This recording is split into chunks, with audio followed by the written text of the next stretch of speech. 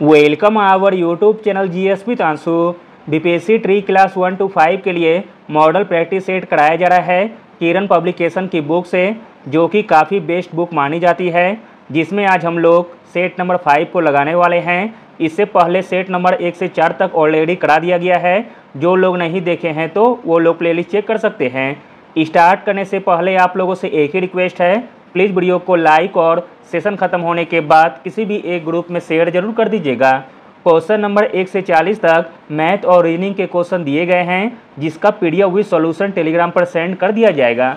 चलिए शुरू करते हैं। पहला प्रश्न है, इनमें से कौन सी संक्रामक बीमारी है? तो दोस्तों इसमें संक्रामक बीमारी हो जाएगी flu, option number C. Flu एक विषाणु द्वारा होने वाला संक्रामक बीमारी है। अगला प्रश्न है, पानी में उपस्थित जीवाणुओं को समाप्त करने के लिए निम्नांकित किसका उपयोग किया जाता है?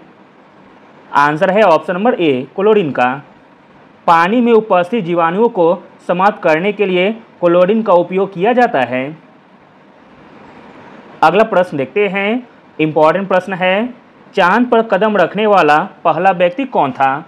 इंपॉर्टेंट प्रश्न है और पहले भी पूछा गया है एग्जाम में।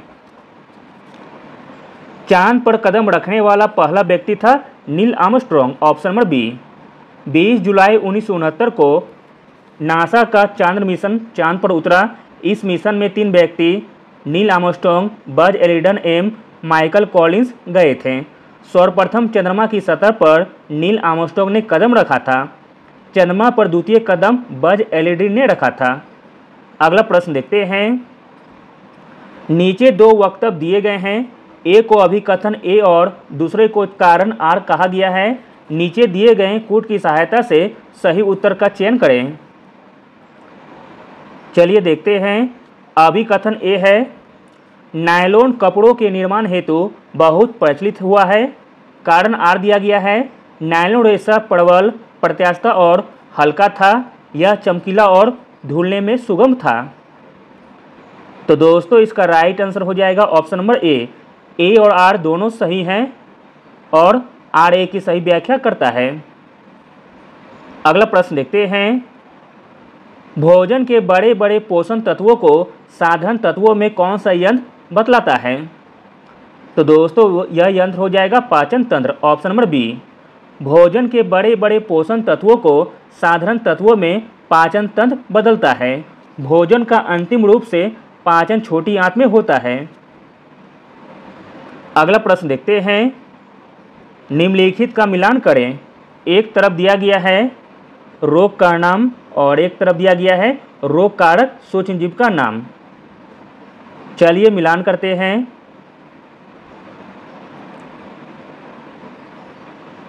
एक का मिलान हो जाएगा 3 से, इन्फ्लुएंजा जो कि विषाणु द्वारा होता है। बी का मिलान हो जाएगा 1 से, अतिसार प्रोटोजोआ से होता है। सी का मिलान हो जाएगा 2 से, टाइफाइड जो कि जीवाणु के द्वारा होता है। इस प्रकार ऑप्शन नंबर ए सही हो जाएगा। अगला प्रश्न देखते हैं, इंपॉर्टेंट प्रश्न है, शरीर के लिए आवश्यक 5 पोषक तत्व कौन से हैं? शरीर के लिए आवश्यक 5 पोषक तत्व हैं, कार्बोहाइड्रेट, प्रोटीन, वसा, विटामिन और खनिज लवण, ऑप्शन नंबर ए। अगला प्रश्न देखते हैं, नीचे 2 कथन दिए गए हैं, दिए हुए विकल्पों में से सही उत्तर का चयन करें। कथन 1 दिया गया है, मिट्टी फसल को खनिज पदार्थ प्रदान करती है। कथन 2 दिया गया है, मिट्टी में मौजूद पोषक तत्व पौधों की शुरुआती वृद्धि के लिए आवश्यक है। तो दोस्तों इसका राइट आंसर हो जाएगा ऑप्शन नंबर सी। कथन 1 सही है परंतु कथन 2 गलत है। अगला प्रश्न है, इंपॉर्टेंट प्रश्न है, गिलहरी और चूहे कहलाते हैं। गिलहरी और चूहे कहलाते हैं कृंतक, ऑप्शन नंबर सी। अगला प्रश्न है, हमारी आंख के किस भाग में वस्तु का प्रतिबिंब बनता है? प्रश्न इंपॉर्टेंट है। हमारी आंख के जिस भाग में वस्तु का प्रतिबिंब बनता है वह भाग है रेटिना, ऑप्शन नंबर सी। हमारी आंख के रेटिना भाग पर वस्तु का प्रतिबिंब बनता है। रेटिना पर वस्तु का प्रतिबिंब वास्तविक एवं उल्टा बनता है। रेटिना आंख के पिछले पर्दे को कहा जाता है। अगला प्रश्न देखते हैं, शॉर्ट सर्किट अथवा बिजली से लगी आग को बुझाया जा सकता है। शॉर्ट सर्किट अथवा बिजली से लगी आग को बुझाया जा सकता है बालू तथा मिट्टी के द्वारा। Option number A. अगला प्रश्न देखते हैं, अगर किसी व्यक्ति का हाथ जंग लगे लोहे के टुकड़े से कट गया है तो दोस्तों उसे टेटनस की सुई लेनी चाहिए। Option number C. अगला प्रश्न देखते हैं, निम्नलिखित में से कौन सा कथन सत्य है? इसमें सत्य कथन हो जाएगा ऑप्शन नंबर बी, आलू एक रूपांतरित तना है। अगला प्रश्न है, बरसात में लगाई जाने वाली फसल कहलाती है? बरसात में लगाई जाने वाली फसल कहलाती है खरीफ फसल। Option number A. बरसात में लगाई जाने वाली फसल खरीफ कहलाती है, जैसे धान, मक्का, गन्ना आदि। अगला प्रश्न देखते हैं, संचार का सबसे तेज माध्यम कौन है? संचार का सबसे तेज माध्यम है इंटरनेट। अगला है, भारत का राष्ट्रगान किसने लिखा था? भारत का राष्ट्रगान लिखा था रविन्द्रनाथ टैगोर ने। Option number B. भारत का राष्ट्रगान रविन्द्रनाथ टैगोर तथा राष्ट्रीय गीत बंकिम चंद्र चटर्जी ने लिखा था। अगला प्रश्न देखते हैं, इंपॉर्टेंट प्रश्न है, हिमालय पर्वतारोहण संस्थान किस वर्ष स्थापित किया गया था? हिमालय पर्वतारोहण संस्थान स्थापित किया गया था वर्ष 1954 में। Option number B. हिमालय पर्वतारोहण संस्थान पश्चिम बंगाल के दार्जिलिंग में स्थित है। अगला प्रश्न देखते हैं, बछेंद्री पाल भारत की पहली और संसार की 5वीं ऐसी महिला बन गई जिन्होंने एवरेस्ट पर कदम रखा। वह भारत के किस राज्य से संबंधित है? तो दोस्तों वह संबंधित है उत्तराखंड राज्य से। Option number C. वह 1984 में दुनिया के सबसे ऊंचे पर्वत माउंट एवरेस्ट की चोटी पर चढ़ने वाली पहली भारतीय महिला थी। अगला प्रश्न देखते हैं, नीचे दो वक्तव्य दिए गए हैं, एक को अभिकथन ए और दूसरे को कारण आर कहा गया है। नीचे दिए गए कूट की सहायता से सही उत्तर का चयन करें। अभिकथन ए में है, ज़्यादातर पक्षियों की आंखें स्थिर होती है और उनकी पुतली घूम नहीं सकती है। कारण आर में दिया गया है, ज़्यादातर पक्षी अपने गर्दन बहुत अधिक हिलाते हैं। तो दोस्तों इसका राइट आंसर है ऑप्शन नंबर बी। ए और आर दोनों सही हैं, परंतु आर ए की सही व्याख्या नहीं करता है। अगला प्रश्न है, नीचे दो कथन दिए गए हैं, एक को अभिकथन ए और दूसरे को कारण आर कहा गया है। नीचे दिए गए कूट की सहायता से सही उत्तर का चयन करें।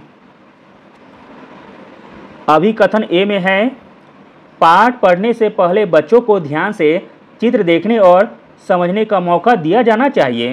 कारण आर दिया गया है, बच्चों को यदि पाठ पढ़ने से पहले चित्र देखने और समझने का मौका दिया जाए तो उनमें चित्र अवलोकन का कौशल विकसित होगा। तो दोस्तों इसका राइट आंसर है ऑप्शन नंबर ए। ए और आर दोनों सही हैं और आर ए की सही व्याख्या करता है। अगला प्रश्न देखते हैं, इनमें से कौन सी गैस ग्लोबल वार्मिंग को बढ़ावा देती है? ग्लोबल वार्मिंग को बढ़ावा देती है वह है option number D, methane, carbon dioxide, nitrous oxide और जल वाष्प। अगला प्रश्न देखते हैं, नीचे लिखी चीज़ों में कौन सी बायोडिग्रेडेबल है?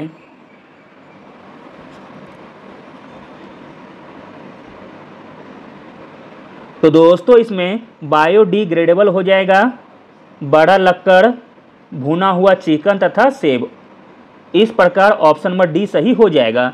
1, 4 और 6 जो कि सही दिए गए हैं। वे पदार्थ जो उस पर कार्य करने वाले सूक्ष्म जीवों द्वारा विघटित तथा सरल पदार्थों में टूट जाते हैं जैव निम्नीकरण कहलाते हैं, जैसे लकड़ी, फल और सब्जियां। अगला प्रश्न है, नीचे दो वक्तव्य दिए गए हैं, एक को अभिकथन ए और दूसरे को कारण आर कहा गया है। नीचे दिए गए कूट की सहायता से सही उत्तर का चयन करें। अभिकथन ए में दिया गया है, पौधे एवं जंतु वायुमंडलीय नाइट्रोजन का उपयोग सीधे नहीं कर सकते हैं। कारण आर दिया गया है, जब नाइट्रोजन उपयोगी यौगिकों में परिवर्तित हो जाती है पौधे इसका उपयोग मिट्टी में से जड़ तंतु द्वारा करते हैं। तो दोस्तों इसका राइट आंसर है ऑप्शन नंबर बी। ए और आर दोनों सही हैं और आर ए की सही व्याख्या नहीं करता है। अगला प्रश्न देखते हैं, मोस्ट इम्पॉर्टेंट प्रश्न है, भारतीय संविधान के 52वें संशोधन अधिनियम 1985 के अंतर्गत 10वीं अनुसूची निम्नलिखित में से किससे संबंधित है? तो दोस्तों 10वीं अनुसूची संबंधित है एंटी डिफेक्शन अधिनियम से, ऑप्शन नंबर सी। भारतीय संविधान की 10वीं अनुसूची को दल बदल विरोधी कानून कहा जाता है। इसे संविधान के 52वें संशोधन 1985 के द्वारा जोड़ा गया था। अगला प्रश्न देखते हैं, किस स्रोत का पानी पीने योग्य होता है? आंसर है ऑप्शन नंबर डी, हैंडपंप का। पृथ्वी के अंदर का जल प्रदूषित नहीं होता है, इसलिए जब हम हैंडपंप से पानी निकालते हैं तो वह पानी योग्य होता है। अगला प्रश्न है, संविधान का कौन सा अनुच्छेद भारतीय नागरिकों को समानता का अधिकार प्रदान करता है? तो दोस्तों वह अनुच्छेद है अनुच्छेद 14, ऑप्शन नंबर डी। अगला प्रश्न देखते हैं, आसान सा प्रश्न है, सबसे बड़ा महादेश कौन सा है? सबसे बड़ा महादेश है एशिया। अगला प्रश्न है, भारत का लौह पुरुष किसे कहा जाता है? भारत का लौह पुरुष कहा जाता है सरदार वल्लभ भाई पटेल जी को। भारत का लौह पुरुष एवं भारत का बिस्मार्क सरदार वल्लभ भाई पटेल को कहा जाता है। इनका जन्म 31 अक्टूबर 1975 को हुआ था तथा इनके जन्मदिन को राष्ट्रीय एकता दिवस के रूप में मनाते हैं। राष्ट्रीय एकता दिवस जो कि 31 अक्टूबर को मनाया जाता है। अगला प्रश्न देखते हैं, नीचे दो वक्तव्य दिए गए हैं, एक को अभिकथन ए और दूसरे को कारण आर कहा गया है। नीचे दिए गए कूट की सहायता से सही उत्तर का चयन करें। अभिकथन ए में है, धमनियों में रक्त का प्रवाह तेजी से वह अधिक दाब पर होता है। कारण आर दिया गया है, धमनियों का भित्तियां मोटी और प्रत्यास्थ होती है। तो दोस्तों इसका राइट आंसर है ऑप्शन नंबर बी। ए और आर दोनों सही हैं, परंतु आर ए की सही व्याख्या नहीं करता है। अगला प्रश्न देखते हैं, 70 नंबर में क्वेश्चन दिया गया है। एक तरफ है मृदा का वर्गीकरण और एक तरफ दिया गया है कण की प्रकृति। आपको इसको मिलान करना है। चलिए देखते हैं।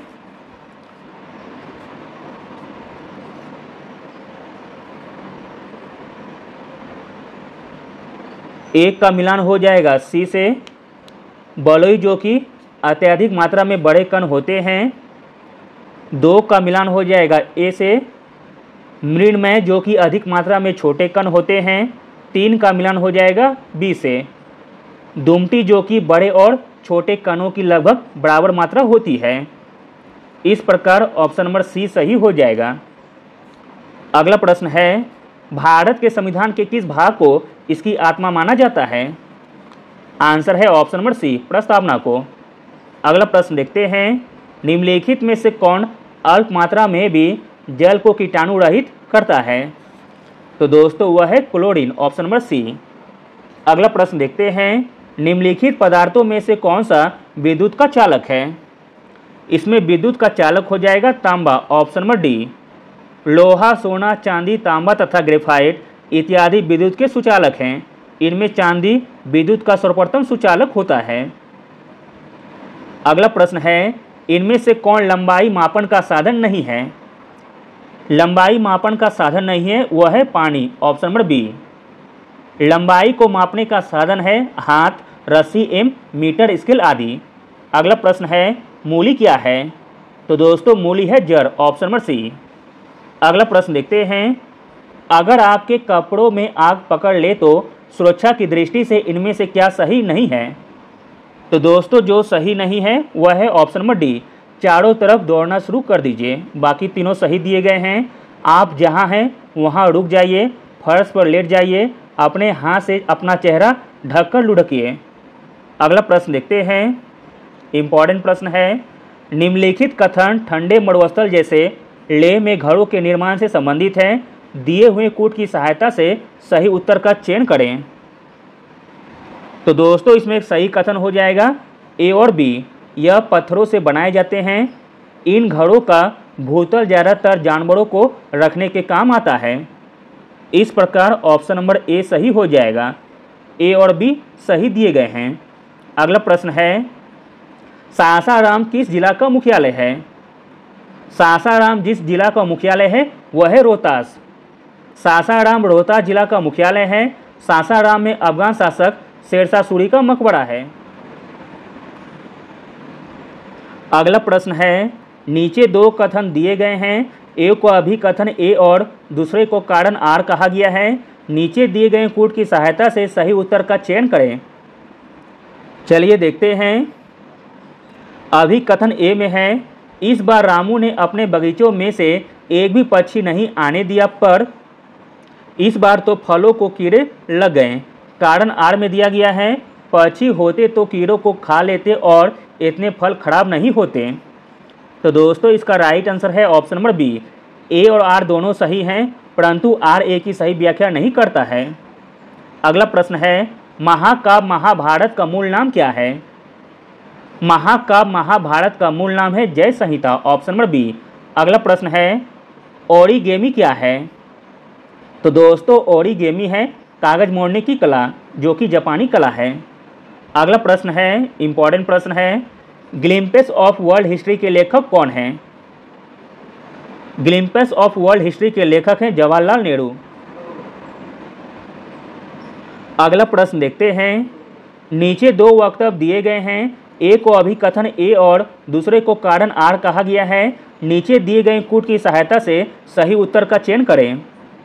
अभिकथन ए में है, हम अपने भोजन को ताज़ा रखने के लिए उसे रेफ्रिजरेटर में रखते हैं, जो कि सही बात है। कारण आर में दिया गया है, रेफ्रिजरेटर का कम तापमान सूक्ष्म जीवों की वृद्धि में मदद करता है। तो दोस्तों इसका राइट आंसर है ऑप्शन नंबर ए। ए और आर दोनों सही हैं और आर ए की सही व्याख्या करता है। अगला प्रश्न है, थाई पूसम त्यौहार निम्नलिखित में से किस धर्म में मनाया जाता है? आंसर है ऑप्शन नंबर सी, हिंदू धर्म में। अगला प्रश्न देखते हैं। भारत के राष्ट्रपति के रूप में सर्वाधिक लंबा कार्यकाल किसका था? भारत के राष्ट्रपति के रूप में सर्वाधिक लंबा कार्यकाल था डॉक्टर राजेंद्र प्रसाद का, ऑप्शन नंबर सी। अगला प्रश्न है, ईवीएम किसे कहते हैं?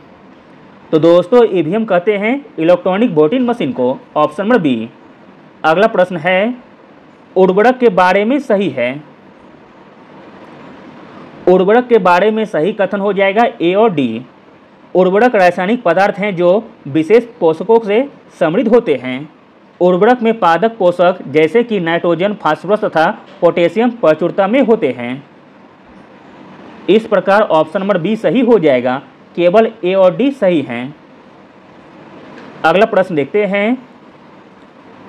पौधों के विकास यानी कि वृद्धि के लिए सबसे उपयुक्त मिट्टी कौन सी है? आंसर है ऑप्शन नंबर ए, दोमट मिट्टी। अगला प्रश्न है, मृत्तिका मिट्टी डैश होती है? मृत्तिका मिट्टी होती है कम सुवातित और ज़्यादा पानी रख सकती है, ऑप्शन नंबर बी सही हो जाएगा। चिकनी मृदा रेतीली मृदा की तुलना में अधिक जल धारण क्षमता के कारण भारी होती है। वे गीली है और अच्छी तरह से वातित नहीं होती है। इसमें जल धारण करने की क्षमता सबसे अधिक होती है। अगला प्रश्न देखते हैं। एक मांसाहारी जंतु जिसके शरीर पर धारियां होती है अपने शिकार को पकड़ते समय बहुत तेजी से भागता है, उसके पाए जाने की संभावना है। तो दोस्तों उसके पाए जाने की संभावना है उष्णकटिबंधीय वर्षा वन में। अगला प्रश्न देखते हैं। नीचे दो कथन दिए गए हैं, दिए गए विकल्पों में से सही उत्तर का चयन करें। कथन एक में दिया गया है सभी पादप स्वपोषी होते हैं। कथन दो में दिया गया है सभी पादप अपना भोजन स्वयं बनाते हैं। तो दोस्तों इसका राइट आंसर है ऑप्शन नंबर बी। कथन एक और कथन दो दोनों गलत हैं। पौधे और शैवाल समान तौर पर स्वपोषी होते हैं, जिसका अर्थ है कि वे अपना भोजन स्वयं बनाते हैं, लेकिन सभी पौधे स्वपोषी नहीं होते हैं। कुछ गैर हरे पौधे जैसे अमरबेल पौधों अपना भोजन अन्य पौधे से प्राप्त करते हैं तथा यह पौधे विषमपोषी पौधे होते हैं। अगला प्रश्न है भारत के पहले उप प्रधानमंत्री कौन थे? आंसर है option number A Sardar Vallabh भाई पटेल। अगला प्रश्न है सौर परिवार में ग्रहों की संख्या है? आंसर है ऑप्शन नंबर ए 8। अगला प्रश्न देखते हैं भारत गणतंत्र हुआ था? तो दोस्तों भारत गणतंत्र हुआ था 26 जनवरी 1950 को। भारत 26 जनवरी 1950 को गणतंत्र हुआ था। इसी दिन संविधान लागू हुआ था। अगला प्रश्न देखते हैं मानव शरीर में सबसे लंबी कोशिका है? मानव शरीर में सबसे लंबी कोशिका है तंत्रिका कोशिकाएं, ऑप्शन नंबर सी। अगला प्रश्न देखते हैं, इंपॉर्टेंट प्रश्न है।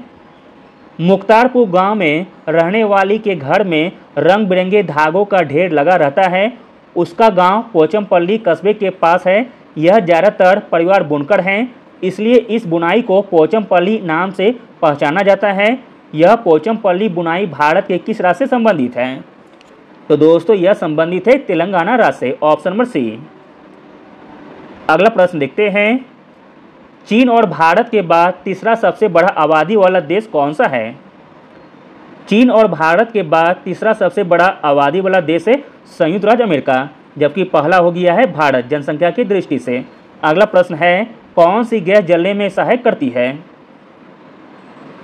तो दोस्तों वह गैस है ऑक्सीजन, ऑप्शन नंबर सी। अगला प्रश्न देखते हैं, अचार को लंबी अवधि तक रखना हो तो हम क्या करेंगे? अचार को लंबी अवधि तक रखना हो तो हम करेंगे पानी का अंश निकाल देना चाहिए, ऑप्शन नंबर बी। अगला प्रश्न है, बिहार और उड़ीसा का विभाजन किस वर्ष हुआ था? बिहार और उड़ीसा का विभाजन हुआ था वर्ष 1936 में। अगला प्रश्न देखते हैं, किस राज्य को चावल का कटोरा कहा जाता है? चावल का कटोरा कहा जाता है आंध्र प्रदेश राज्य को, ऑप्शन नंबर डी। अगला प्रश्न है, दिमागी बुखार बच्चों पर होता है वह है? दिमागी बुखार बच्चों पर होता है वह है इंसेफ्लाइटिस, ऑप्शन नंबर सी। अगला प्रश्न है, भारतीय नौसेना में सेना के कर्नल के बराबर कौन सा रैंक है? भारतीय नौसेना में सेना के कर्नल के बराबर रैंक है कप्तान, ऑप्शन नंबर बी। अगला प्रश्न है, निम्नलिखित में से कौन सी फसल नाइट्रोजन नियंत्रण में सहायक होती है? तो दोस्तों वह फसल है मटर, ऑप्शन नंबर डी। अगला प्रश्न देखते हैं, इंपॉर्टेंट प्रश्न है, दूध को सूक्ष्म जीवों से मुक्त करने के प्रक्रिया को पारसीकरण कहा जाता है क्योंकि दूध को सूक्ष्म जीवों से मुक्त करने की प्रक्रिया को पारसीकरण कहा जाता है क्योंकि इस प्रक्रिया की खोज लुई पास्चर ने किया था, ऑप्शन नंबर डी। अगला प्रश्न है, प्रशांत महासागर अटलांटिक महासागर को कौन सी लिंक नहर जोड़ती है? आंसर है ऑप्शन नंबर सी, पनामा नहर से। पनामा नहर अटलांटिक महासागर को पनामा के संकरे एतुस में माध्यम से प्रशांत महासागर से जोड़ती है। अगला प्रश्न देखते हैं, इंपॉर्टेंट प्रश्न है, भारत में सहायक गठबंधन नीति किसने पेश की थी? प्रश्न इंपॉर्टेंट है, भारत में सहायक गठबंधन नीति पेश की गई थी लॉर्ड वेलेस्ली के द्वारा, ऑप्शन नंबर सी। अगला प्रश्न देखते हैं, नीचे दो वक्तव्य दिए गए हैं, एक को अभिकथन ए और दूसरे को कारण आर कहा गया है। नीचे दिए गए कूट की सहायता से सही उत्तर का चयन करें। अभिकथन ए में है, ग्रीष्म ऋतु में खेतों यानी कि फसलों में पानी देने की आवृत्ति अपेक्षाकृत अधिक होती है। कारण आर दिया गया है, इसका कारण है मिट्टी एवं पत्तियों से जल वाष्पन की दर की अधिक होना। तो दोस्तों इसका राइट आंसर है ऑप्शन नंबर सी। ए और आर दोनों सही हैं, परंतु आर ए की सही व्याख्या नहीं करता है। अगला प्रश्न है, महात्मा गांधी ने किस वर्ष दांडी मार्च आयोजित किया था? आंसर है ऑप्शन नंबर बी, 1930 में। अगला प्रश्न है, बिहार में जल मंदिर कहाँ स्थित है? बिहार में जल मंदिर स्थित है पावापुरी में। अगला प्रश्न है, शीर्ष मुद्रा के बारे में निम्नलिखित में से कौन सा कथन सत्य है? शीर्ष मुद्रा के बारे में जो कथन सत्य है वह है ऑप्शन नंबर बी। यह कई जीवों जैसे कृमियों और कृंतकों को आवास प्रदान करती है। अगला प्रश्न देखते हैं, इंपॉर्टेंट प्रश्न है, निम्नलिखित में से कौन अक्षांश रेखा भारत से होकर गुजरती है? भारत से होकर गुजरती है कर्क रेखा, ऑप्शन नंबर बी। कर्क रेखा भारत के 8 राज्यों से होकर गुजरती है। वह राज्य है मिजोरम, त्रिपुरा, पश्चिम बंगाल, झारखंड, छत्तीसगढ़, मध्य प्रदेश, राजस्थान और गुजरात। कर्क रेखा ग्लोब पर पश्चिम से पूरब की ओर खींची गई काल्पनिक रेखा है। 23.5 डिग्री उत्तरी अक्षांश को कर्क रेखा कहा जाता है और 23.5 डिग्री दक्षिणी अक्षांश को मकर रेखा कहते हैं। अगला प्रश्न देखते हैं, सौर मंडल का सबसे बड़ा उपग्रह कौन सा है? सौर मंडल का सबसे बड़ा उपग्रह है गैनीमीड, ऑप्शन नंबर डी। अगला प्रश्न है, द्वीपों के लक्षद्वीप समूह की उत्पत्ति कैसे हुई? द्वीपों के लक्षद्वीप समूह की उत्पत्ति हुई है मूंगा मूल से, ऑप्शन नंबर सी। अगला प्रश्न देखते हैं, ब्रिटिश राज में भारत के पहले गवर्नर जनरल कौन थे? ब्रिटिश राज में भारत के पहले गवर्नर जनरल थे Lord William Bentinck, option number C. अगला प्रश्न है, कल्पना करें कि आप एक पर्वतारोहण यात्रा पर जाने की योजना बना रहे हैं और आपको यात्रा में ज़मीन पर बिछाने के लिए टेंट के लिए उपयुक्त पदार्थ कपड़ा का चुनाव करना है। आप निम्न में से किस सामग्री का चुनाव अपने टेंट के लिए करेंगे? तो दोस्तों इसका राइट आंसर है ऑप्शन नंबर डी, 2 तह वाली प्लास्टिक शीट का। जमीन पर पानी या नमी को तंबू में रिसने से बचाने के लिए तंबू में या तंबू के नीचे दोहरे परत वाली चादरें का उपयोग किया जाता है। अगला प्रश्न है, सौर मंडल का सबसे गर्म ग्रह कौन सा है? सौर मंडल का सबसे गर्म ग्रह है शुक्र। अगला प्रश्न देखते हैं, भारत का पहला जीव मंडल रिजर्व कौन सा है? प्रश्न इंपॉर्टेंट है। भारत का पहला जीव मंडल रिजर्व है नीलगिरी जीव मंडल रिजर्व, ऑप्शन नंबर बी। अगला प्रश्न देखते हैं, उस भारतीय परमाणु भौतिक शास्त्र को पहचानिए जो Tata institute of fundamental research के संस्थापक, निर्देशक और भौतिक शास्त्र के प्राध्यापक थे। तो दोस्तों वह भारतीय परमाणु भौतिक शास्त्र हो जाएंगे Homi Jahangir Bhabha, option number A. अगला और अंतिम प्रश्न है, निम्नलिखित कथन पर विचार करें और नीचे दिए गए कूट की सहायता से रिक्त स्थान को पूर्ति करें। मेरी एक बहन है, मेरी बहन सुन नहीं सकती, मेरी बहन प्याजे बाजा सकती है, मेरी बहन डैश है। तो दोस्तों मेरी बहन है अनूठी, ऑप्शन नंबर बी। मेरी बहन बहरी है जीन व्हाइट हाउस पीटरमैन्स की एक कविता है। इसका पहला श्लोक इस प्रकार पढ़ा जाता है कि मेरी एक बहन है, मेरी बहन बहरी है, वह विशेष है, मेरी बहन जैसी कोई और बहनें नहीं हैं। Thank you.